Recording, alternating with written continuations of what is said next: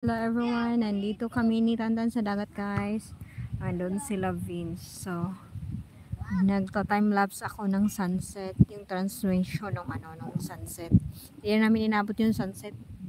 Pero antayin natin yung gumanda yung kulay ng langit. Ang sarap ng panoorin pagka ganyan eh. Tingnan niyo yung dash ng clouds. Ayan dito banda. May mga bata naglalaro ng volleyball dito guys. So ayun may mga nanguhuli ng mga yung mga isda yan. Lalaro, gawa sila ng naglalaro sa sand.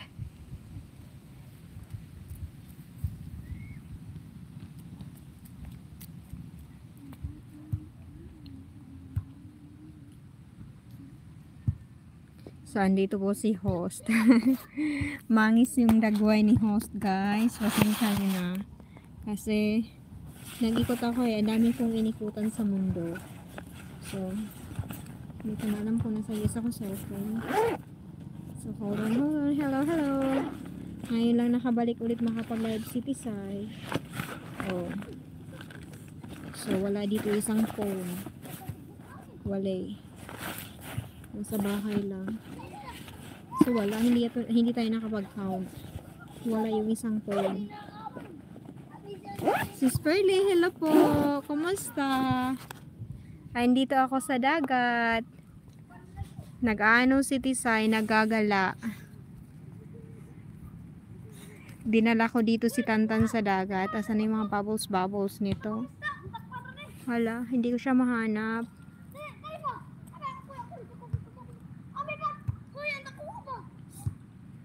Oo, sisi, pagka yung mga kasama ko hindi sumasama sa akin mag-walking. So, kami lang ni Tantan. Dito na kami tumatambay. Hindi ko na mahanap yung mga effect. Ito yata yun. Wala yung bubbles. Sepia, screen scotch. Ayan na yung mga kukulit oh.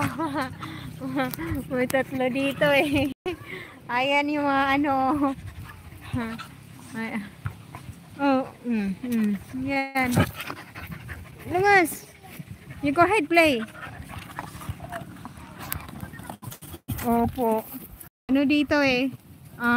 Maganda yung sunset. Hindi lang namin inabot ni Tantan. Pangit. Wala, hindi ko mahanap yung effect dito. Dali At nag-time lapse ako dun sa aking phone. Na isa. Tapos hindi ko nadala yung isa kong So mahangin po dito, ayan po.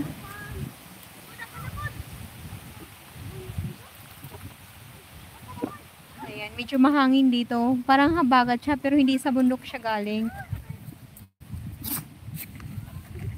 Ayun pala yun. Oo, wala ng bubbles eh. Hindi ko na siya mahanap sa settings ko.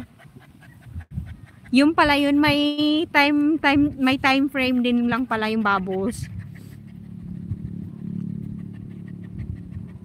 Oo, wala na siya. Hindi ko na po siya mahanap si Sikoy. May mga bata dito nagbabalibol sila doon banda oh. Lang din ako, nag-live ako saglit. Ayan o, habang naglalaro si Tantan sa kanyang mga friends.